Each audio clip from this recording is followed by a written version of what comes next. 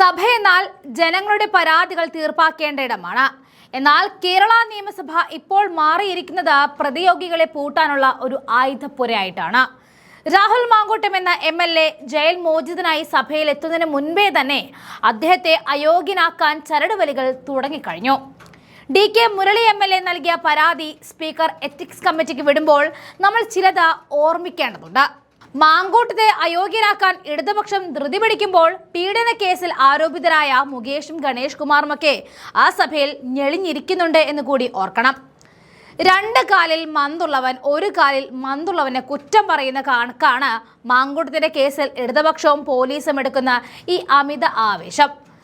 വെറും വോട്ടിന് മാത്രം വേണ്ടി ഖജനാവിൽ പൂച്ച പെറ്റി കിടക്കുമ്പോൾ പെൻഷൻ കൂട്ടിയതുൾപ്പെടെയുള്ള വമ്പൻ പ്രഖ്യാപനങ്ങൾ നടത്തിയ ബജറ്റിന്മേൽ നടക്കുന്ന ചർച്ചയെ വഴിതിരിച്ചു വിടാനുള്ള സർക്കാരിന്റെ മനഃപൂർവ്വമുള്ള ശ്രമമാണ് മാങ്കൂട്ടം വിഷയം ഇപ്പോൾ ചർച്ച ചെയ്യുക എന്നുള്ളത്.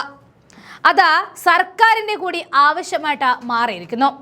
ശമ്പളം കൊടുക്കാൻ പൈസയില്ല, പെൻഷൻ കുടിശ്ശികയിലാണ്, എന്നിട്ടും അടുത്ത വോട്ട് ലക്ഷ്യമിട്ട് ബജറ്റിൽ പെൻഷൻ കൂട്ടിയെന്നതടക്കമുള്ള വമ്പൻ പ്രഖ്യാപനങ്ങളാണ് നടത്തിയിരിക്കുന്നത്. ഈ പ്രഖ്യാപനങ്ങൾ എങ്ങനെ നടപ്പിലാക്കുമെന്ന പ്രതിപക്ഷം ചോദിക്കുമ്പോൾ അതിന് മറുപടിയില്ലാതെ വെള്ളം കുടിക്കുമെന്ന് നന്നായി അറിയാവുന്നത് കൊണ്ട് തന്നെയാണ് ബജറ്റ് പ്രഖ്യാപനം കഴിഞ്ഞ് അതിന്മേൽ ചർച്ച നടക്കുന്ന ഇന്ന് തന്നെ ഈ വിഷയത്തെക്കുറിച്ച് സംസാരിക്കാൻ സ്പീക്കർ തയ്യാറാകുന്നത്. ഒരുപക്ഷെ അദ്ദേഹം ജയിൽ മോചിതനായത് ഇടതുപക്ഷത്തിന്റെ തിരിച്ചടി എന്നതിനപ്പുറം ഗതികേട് കൂടിയാണ്. ഡിജിറ്റൽ തെളിവുകൾ നൽകുന്നതിൽ പോലീസ് പരാജയപ്പെട്ടത് മാത്രമല്ല, ഉഭയസമ്മത പ്രകാരമുള്ള ലൈംഗിക ബന്ധമാണെന്നുള്ള കോടതിയുടെ നിരീക്ഷണം പിണറായിയുടെ പ്ലാൻ അപ്പാടെ ചീറ്റാൻ കാരണമായിരുന്നു. തുടർന്ന് അടുത്ത മാർഗം എന്താണെന്ന് ചിന്തിച്ചപ്പോഴാണ് അയോഗ്യതയുടെ കാര്യം ഓർമ്മ വരുന്നത്. അശേഷം രാഹുൽ എന്ന നേതാവിനെ ഇല്ലായ്മ ചെയ്യാനുള്ള പദ്ധതികൾ ആവിഷ്കരിച്ചു കൊണ്ടിരിക്കുകയാണ്.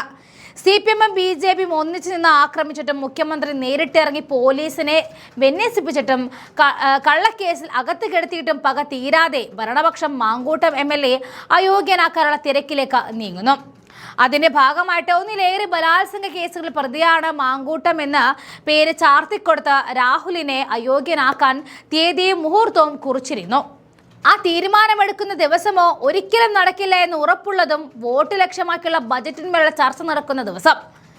ക്ഷേമ പെൻഷനുകൾ 2000 രൂപ, റബ്ബർ കർഷകർക്കായിട്ട് 600 കോടി രൂപ, കേരള ഫൈബർ ഒപ്റ്റിക് നെറ്റ്വർക്ക് 100 കോടി, വയനാട് ടണൽ റോഡ് പദ്ധതി 2134 കോടി, കൊച്ചി പാലക്കാട് ഗിഫ്റ്റ് കോറിഡോർ 100 കോടി, റോഡ് പാലം പദ്ധതിക്കായിട്ട് 3061 കോടി. അങ്ങനെ ആരോഗ്യവും കൃഷിയും വിദ്യാഭ്യാസവും തൊട്ട് തലോടി ഒരു ബജറ്റ് അവതരിപ്പിച്ചതിന് മേൽ പ്രതിപക്ഷം ചോദ്യങ്ങൾ ചോദിക്കുമ്പോൾ വാ മൂടി നിൽക്കേണ്ടി വരുമെന്ന ബോധ്യമാണ് രാഹുലിനെ ഇരയാക്കാനുള്ള ഈ തീരുമാനം ഇപ്പോൾ സർക്കാർ എടുത്തിരിക്കുന്നത്. എന്തായാലും ബജറ്റിനെ മാങ്കൂട്ടത്തെ കൊണ്ട് മൂടാമെന്ന ചിന്തയൊന്നും വേണ്ട, അതിനുള്ള മറുപടി ജനങ്ങൾ തന്നിരിക്കും.